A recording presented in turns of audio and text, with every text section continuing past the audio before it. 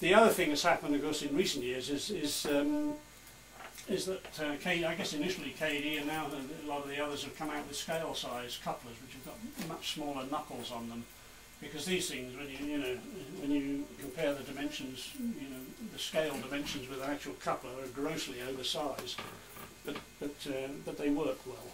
So has anybody, you've got scale couplers, haven't you, on some of your cars or locomotives? The front end of a locomotive, that's about it. Yeah. Okay. The back end of a caboose. Yeah. Well, I suppose that's where it's most obvious, is in those locations. But I've used them on a few cars. I've never had a problem. No. They made with the standard 5s, no problem. Yeah, that's right. They do. As long as you got them properly. Yeah. Well, this is it. Yeah. I guess even there, it's even more critical to get the height right, because the coupler head is a lot smaller than it is on the standard KD coupler. But I haven't experimented with long trains, but with short trains, it's not really a problem. Yeah.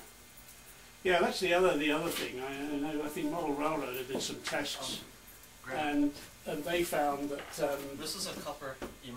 It's obscure though. That was made by this is one of the Made-O-Matic. Yeah, okay. Yeah, that was by AHM/IHC.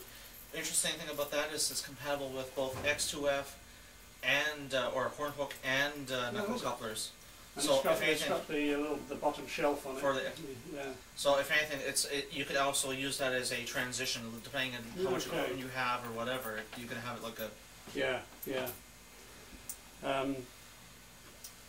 I guess with the smaller knuckle, it's even more important to get the height on all your cars the same. Otherwise, there's even more chance that they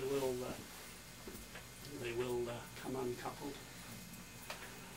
So as far as the various types are concerned, they basically will all mate with each other, all the knuckle couplers. And that's right. Model Railroad did some tests, and the problem with the plastic ones, which is that in the end, they do reach the point where they will distort. But I mean, this is only when you're pulling a train of about 312 freight cars. I think it takes a lot to deform the plastic couplers, but the metal ones, I think they found that they got to the limit of their scale before anything moved.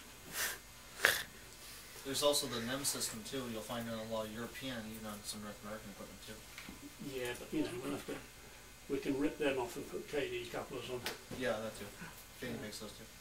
Okay, so coupler height is one of the things which needs to be checked, and that there is an NMRA standard for coupler height, and it is checked using the well-known KD coupler height gauge, which is by Burnell's right elbow over there on the end of our test track.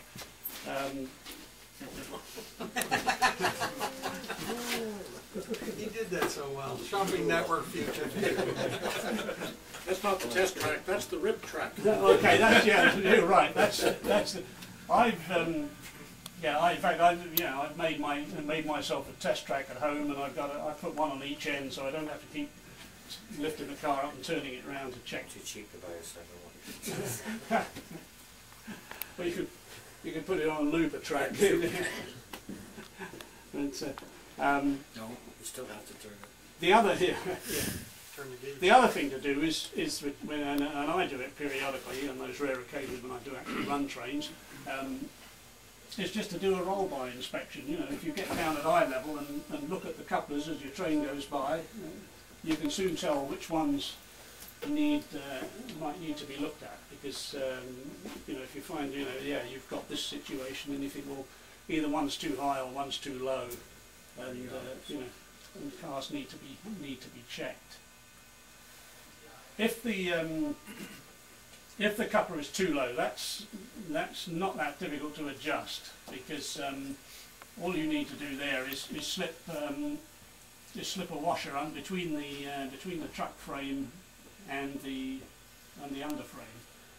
And KD make two thicknesses of washer for these. There are grey ones which are 10 thou thick, and the red ones are 15 thou thick. And you can use those, in either singly or in combinations to to get the coupler height right. And in fact, yeah, this car has got it's got the red washers under each trap, and you simply have to take the trap off. You know, judge by eye. How many washers you think you need to put in there, and just keep doing it by trial and error until when you bring the car up to the height gauge, the two of them are at the same height.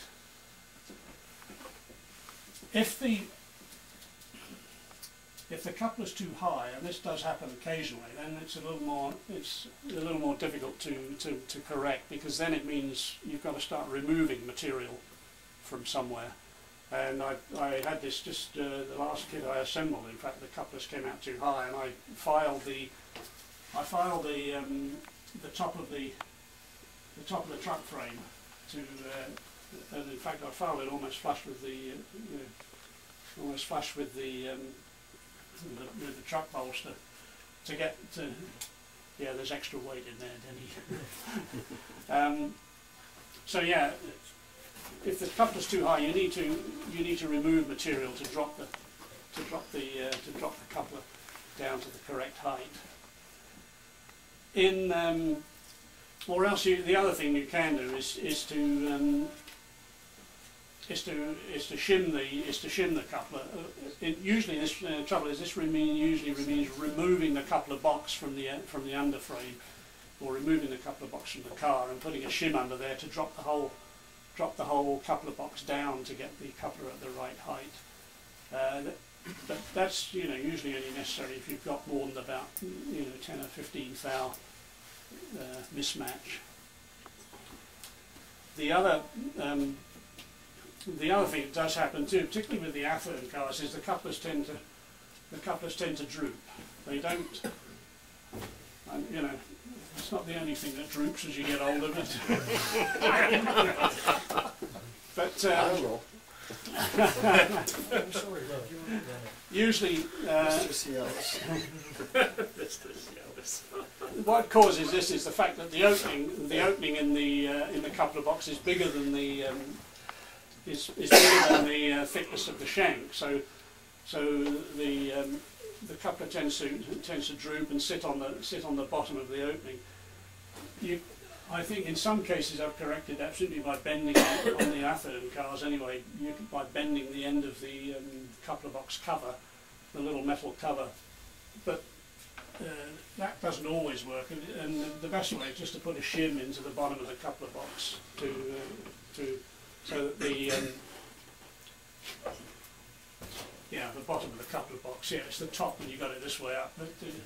But yeah, putting a shim in the bottom of the coupler box makes sure that the coupler sits straight instead of drooping down.